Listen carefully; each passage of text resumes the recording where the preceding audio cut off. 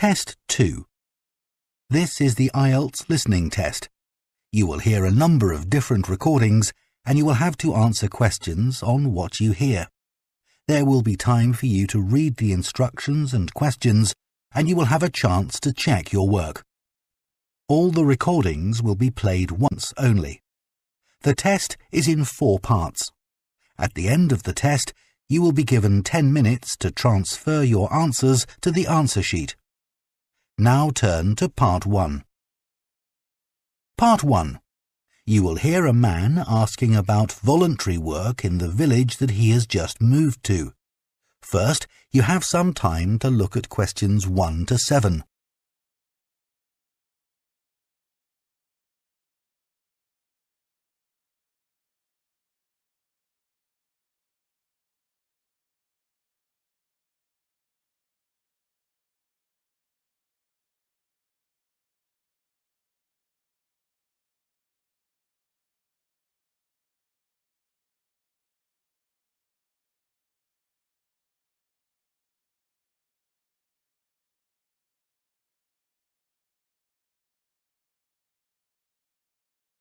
Now listen carefully and answer questions 1 to 7. Hello, Jane Fairbanks speaking. Oh, good morning. My name's Frank Pritchard. I've just retired and moved to Southo. I'd like to become a volunteer, and I gather you coordinate voluntary work in the village? That's right. What sort of thing could I do? Well, we need help with the village library. We borrow books from the town library, and individuals also donate them. So one thing you could do is get involved in collecting them, if you've got a car, that is. Yes, that's no problem. The times are pretty flexible, so we can arrange it to suit you. Oh, another thing is the records that we keep of the books we're given, and those we borrow and need to return to the town library. It would be very useful to have another person to help keep them up to date. Right. I'm used to working on a computer. I presume they're computerized? Oh, yes. Is the library purpose-built? I haven't noticed it when I've walked around the village. No, we simply have the use of a room in the village hall, the West Room. It's on the left as you go in. Oh, I must go and have a look inside the hall. Yes, it's a nice building. Do you run a lunch club in the village for elderly people? I know a lot of places do. Yes, we have a very successful club. I could help with transport, if that's of any use. Oh, definitely. People come to the club from neighbouring villages, and we're always in need of more drivers. And does the club have groups that focus on a particular hobby too? I could get involved in 1 or 2, particularly if there are any art groups. Excellent. I'll find out where we need help and get back to you. Fine. What about help for individual residents? Do you arrange that at all? Yes, we do it as a one-off. Oh, in fact, there's Mrs. Carroll. She needs a lift to the hospital next week, and we're struggling to find someone. When's her appointment? On Tuesday. It would take the whole morning. I could do that? Oh, that would be great. Thank you. And also next week, we're arranging to have some work done to Mr. Salisbury's house before he moves, as he isn't healthy enough to do it himself. We've got some people to decorate his kitchen, but if you could do some weeding in his garden, that would be wonderful. OK, I'd enjoy that. And presumably the day and time are flexible? Oh, yes. Just say when would suit you best, and we'll let Mr. Salisbury know. Good.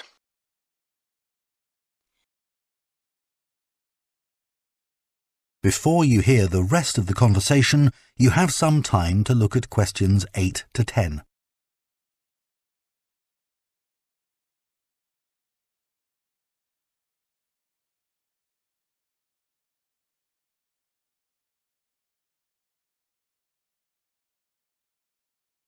Now listen and answer questions 8 to 10. The volunteers group also organises monthly social events, which is a great way to meet other people, of course. Uh-huh. So next month, on the 19th of October, we're holding a quiz. A couple of residents are great at planning unusual ones, and we always fill the village hall. That sounds like fun. Can I do anything to help?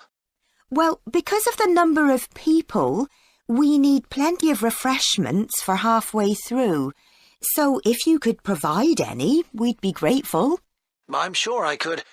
I'll think about what to make and let you know. Thank you. Then on November the 18th, we're holding a dance, also in the village hall. We've booked a band that specialises in music of the 1930s. They've been before, and we've had a lot of requests to bring them back. I'm not really a dancer, but I'd like to do something to help. Well, we sell tickets in advance, and having an extra person to check them at the door as people arrive would be good. It can be quite a bottleneck if everyone arrives at once. OK, I'm happy with that. We're also arranging a New Year's Eve party. We're expecting that to be a really big event. So instead of the village hall, it'll be held in the Mountfort Hotel. The... Mountfort. M-O-U-N-T-F-O-R-T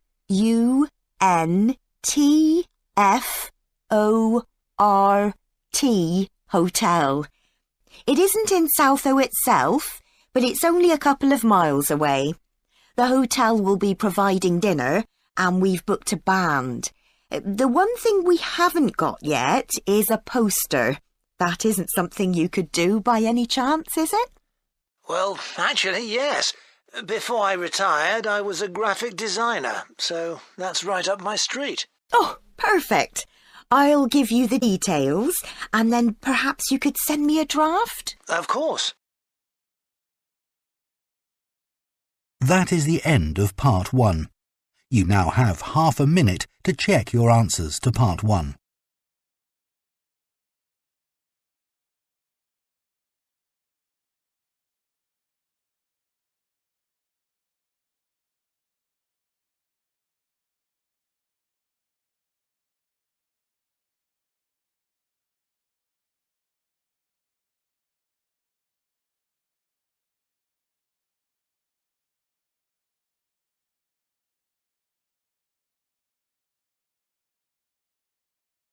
Part 2. You will hear a guide at a tourist attraction called Oniton Hall talking to a group of visitors. First, you have some time to look at questions 11 to 14.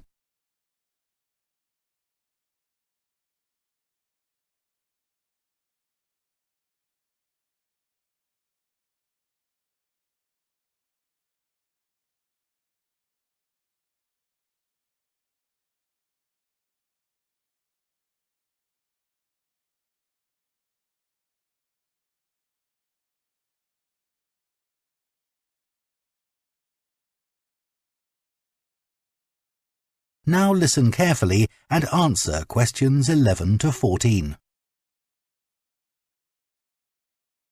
Good morning, and welcome to Oniton Hall, one of the largest estates in the area.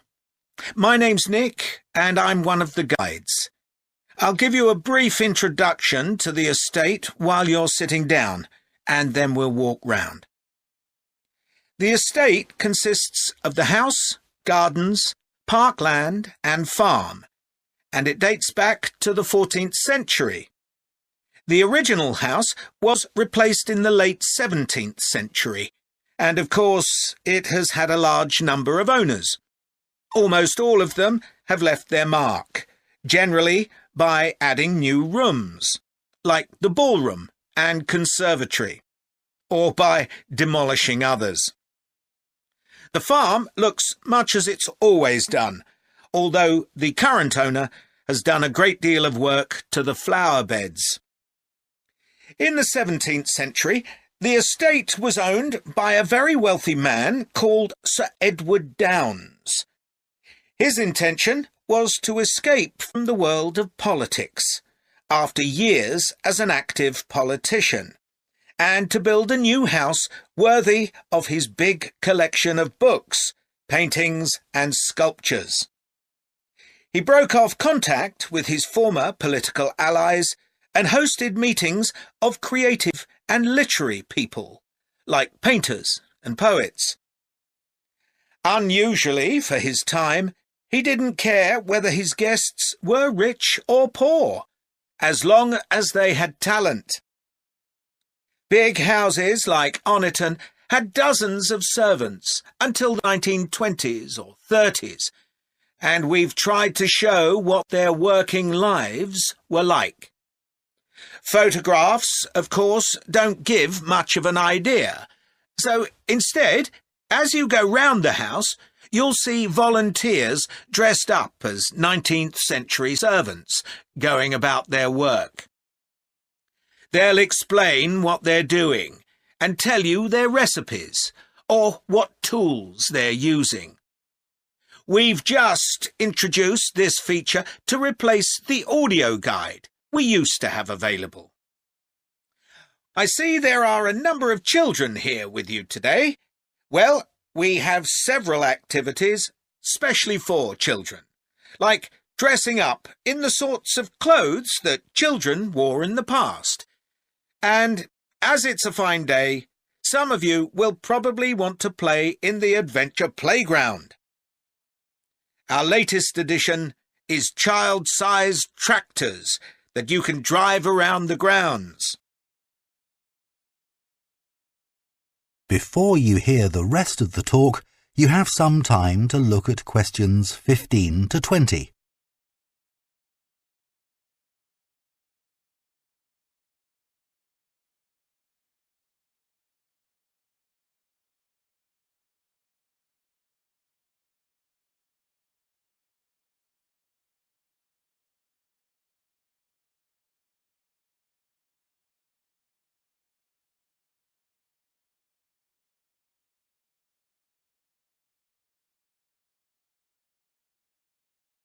Now listen and answer questions 15 to 20.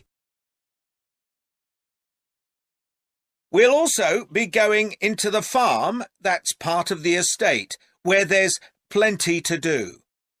Most of the buildings date from the 18th century, so you can really step back into an agricultural past. Until recently, the dairy was where milk from the cows was turned into cheese. It's now the place to go for lunch, or afternoon tea, or just a cup of coffee and a slice of homemade cake. The big stone building that dominates the farm is the large barn, and in here is our collection of agricultural tools. These were used in the past to plough the earth, sow seeds, make gates, and much more. There's a small barn, also made of stone, where you can groom the donkeys and horses to keep their coats clean.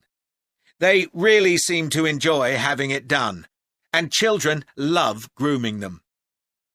The horses no longer live in the stables, which instead is the place to go to buy gifts, books, our own jams and pickles, and clothes and blankets made of wool from our sheep.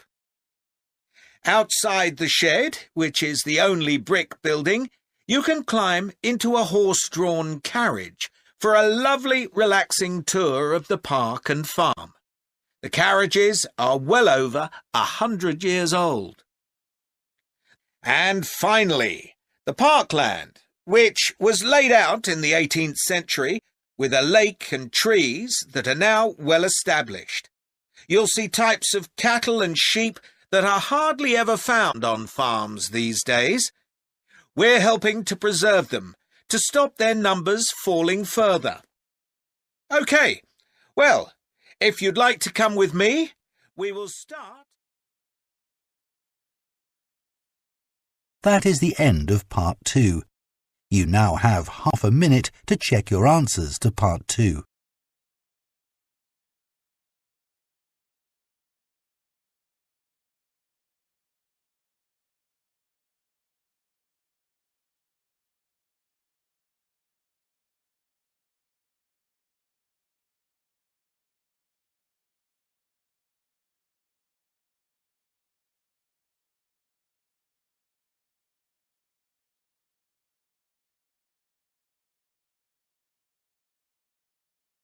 Part 3.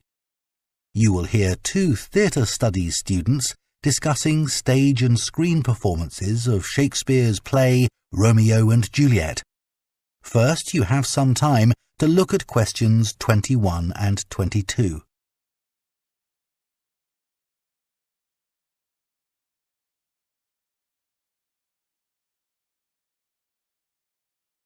Now listen carefully and answer questions 21 and 22. Did you make notes while you were watching the performances of Romeo and Juliet, Gemma? Yes, I did. I found it quite hard, though. I kept getting too involved in the play. Me too.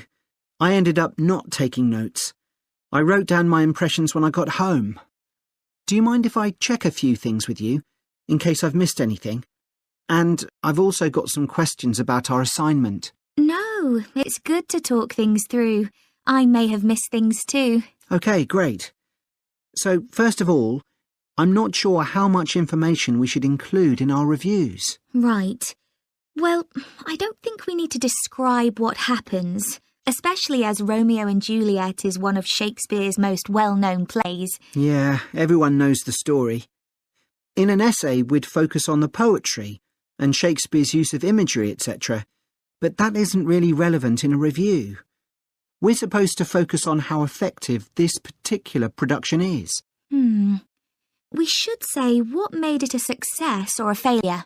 And part of that means talking about the emotional impact the performance had on us. I think that's important. Yes. And we should definitely mention how well the director handled important bits of the play, like when Romeo climbs onto Juliet's balcony. And the fight between Mercutio and Tybalt. Yes. It would also be interesting to mention the theatre space and how the director used it, but I don't think we'll have space in 800 words. No, OK. That all sounds quite straightforward. Before you hear the rest of the discussion, you have some time to look at questions 23 to 30.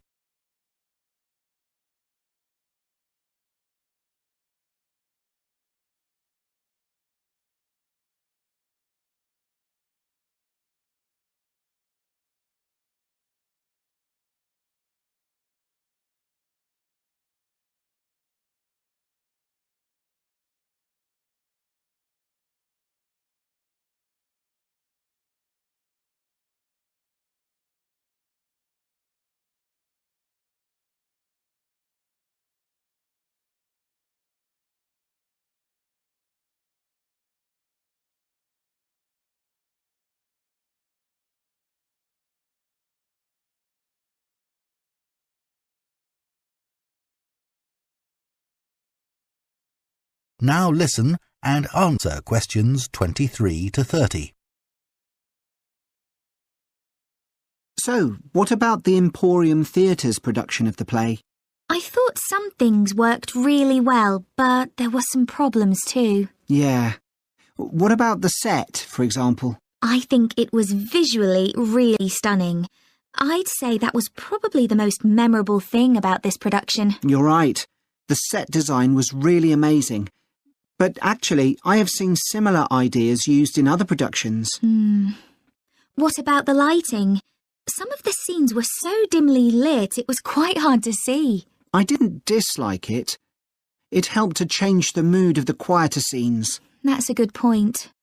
What did you think of the costumes? I was a bit surprised by the contemporary dress, I must say. Yeah, I think it worked well, but I'd assumed it would be more conventional. Me too. I liked the music at the beginning, and I thought the musicians were brilliant, but I thought they were wasted because the music didn't have much impact in Acts 2 and 3. Yes, that was a shame.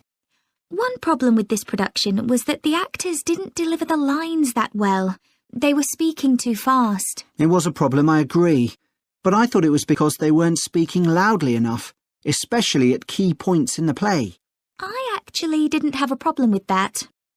It's been an interesting experience watching different versions of Romeo and Juliet, hasn't it? Definitely. It's made me realise how relevant the play still is. Right. I mean, a lot's changed since Shakespeare's time, but in many ways nothing's changed. There are always disagreements and tension between teenagers and their parents. Yes, that's something all young people can relate to, more than the violence and the extreme emotions in the play. How did you find watching it in translation? Really interesting. I expected to find it more challenging, but I could follow the story pretty well. I stopped worrying about not being able to understand all the words and focused on the actors' expressions. The ending was pretty powerful. Yes, that somehow intensified the emotion for me. Did you know Shakespeare's been translated into more languages than any other writer? What's the reason for his international appeal, do you think? I was reading that it's because his plays are about basic themes that people everywhere are familiar with. Yeah, and they can also be understood on different levels. The characters have such depth. Right, which allows directors to experiment and find new angles. That's really important because... That is the end of Part 3. You now have half a minute to check your answers to Part 3.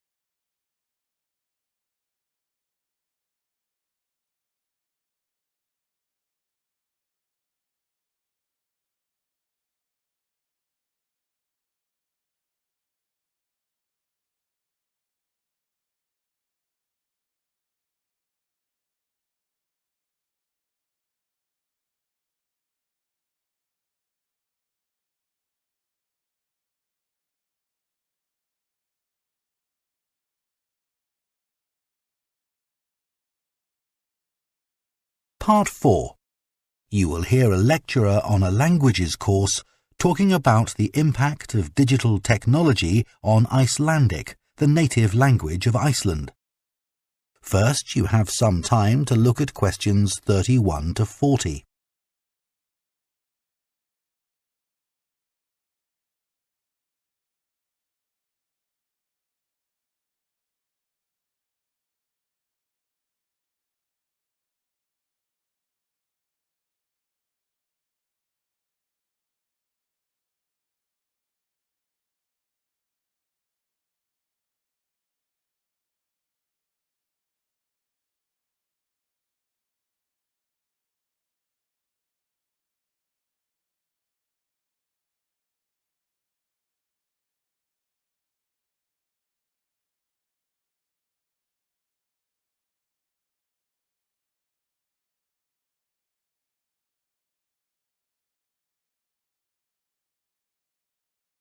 Now listen carefully and answer questions 31 to 40. Right, everyone, let's make a start. Over the past few sessions, we've been considering the reasons why some world languages are in decline. And today I'm going to introduce another factor that affects languages, and the speakers of those languages, and that's technology, and in particular, digital technology. In order to illustrate its effect, I'm going to focus on the Icelandic language, which is spoken by around 321,000 people, most of whom live in Iceland, an island in the North Atlantic Ocean. The problem for this language is not the number of speakers, even though this number is small, nor is it about losing words to other languages, such as English. In fact, the vocabulary of Icelandic is continually increasing, because when speakers need a new word for something, they tend to create one, rather than borrowing from another language. All this makes Icelandic quite a special language. It's changed very little in the past millennium, yet it can handle 21st century concepts related to the use of computers and digital technology. Take, for example, the word for web browser. This is vafri in Icelandic, which comes from the verb to wander. I can't think of a more appropriate term because that's exactly what you do mentally when you browse the internet. Then there's an Icelandic word for podcast, which is too hard to pronounce, and so on. Icelandic, then, is alive and growing, and it's a big but, young Icelanders spend a great deal of time in the digital world, and this world is predominantly English. Think about smartphones. They didn't even exist until comparatively recently, but today young people use them all the time to read books, watch TV or films, play games, listen to music and so on. Obviously, this is a good thing in many respects because it promotes their bilingual skills. But the extent of the influence of English in the virtual world is staggering, and it's all happening really fast. For their parents and grandparents, the change is less concerning because they already have their native speaker skills in Icelandic. But for young speakers, well, the outcome is a little troubling. For example, teachers have found that playground conversations in Icelandic secondary schools can be conducted entirely in English, while teachers of much younger children have reported situations where their classes find it easier to say what is in a picture using English rather than Icelandic. The very real and worrying consequence of all this is that the young generation in Iceland is at risk of losing its mother tongue.